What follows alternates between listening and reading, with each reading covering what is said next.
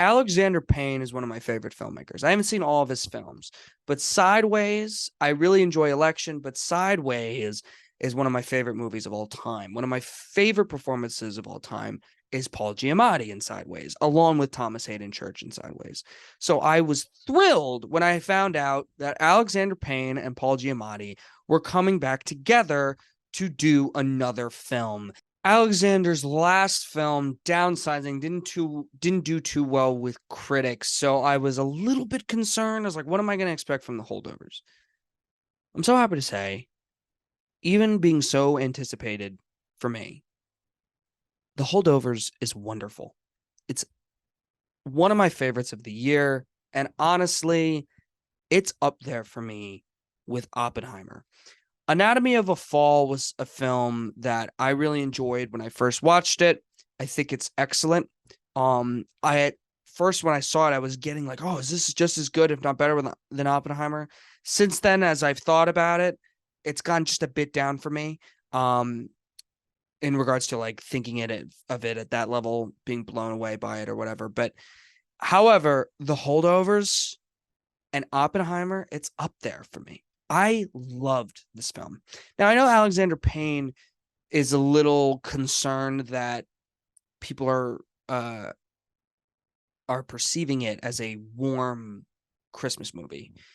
Um, I'm not really sure what he was going for. I think I can understand it in some cases, how it's a lot about failure, similar to a lot of the other films he's made, Election, Sideways, a main character dealing with failure and his past. However, there is a warm ending to this. And I gotta say, the kid, who I believe this is his first feature film, um, the basically the main student that stays with him, Dominic Sessa. I apologize if I say his name incorrectly. Exceptional. One of the best performances I've seen this year. Him and Giamatti, to me, are Oscar worthy. Now, I don't think Dominic's going to get, I don't think Sessa's going to get that, but I do think Giamatti will. Giamatti, to me, is an Oscar contender, no doubt. And I had to think about, like, do I like this performance better than Sideways? Now, I will say, if if you're going into this movie expecting anything like Sideways, it's really not at all. And I wasn't expecting that. I'm just saying for the common person who maybe just saw Sideways and is expecting another Sideways. No, that's not the case. The movie is funny. It's not as funny as Sideways. It's not as comedic as Sideways, although it is very funny and has comedic moments. There's definitely more downtime, more drama, more emotional moments with the characters. And I really respected that. There's a heartbreaking moment. And I'm not going to spoil the Holdovers because I know a lot of people didn't necessarily see this. It came into theaters with a wide release on November 10th, and it's already leaving theaters. And it makes me somewhat depressed to see a great movie like this and not see anybody really go to it.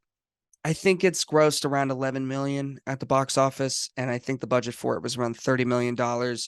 I hope it does well outside of theaters. I really do, because I think this is a exceptionally well-made movie. It's meant to feel like the 1970s. It really does feel like that. You could tell that was the goal for Alexander Payne going into this film. And when I was in the theater, that's what I felt. I felt that 70s persona. It's also paced well. I mean, I've heard Alexander Payne talk about how a lot of the movies he thinks he's made feel a little bit too long, minus maybe Election. Um, but I disagree with that with Sideways. I think it doesn't feel long. However, with a lot of the other films, he says that's the case. Um, Holdovers didn't feel too long for me. I was in it every single moment, every single shot. And the way this movie ends is just very heartwarming between these characters.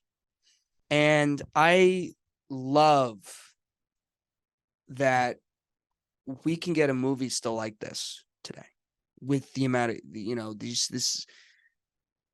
this well-written script and just acted professionally. It's not a huge big thing, pulls at your heartstrings. And there's a really heartbreaking moment specifically with Dominic's character. And you see why he kind of acts the way he does, why he's a so-called troublemaker, why he's kind of short with people. And Paul Giamatti you understand why he's kind of like the way he is when you learn more about him, and there's comedic elements to that character, and he is so good at playing this grumpy teacher. Just so great. And it's really all I have to say about it. It's one of my favorite, you could call it a Christmas movie. I guess it's one of my favorite Christmas movies of the year.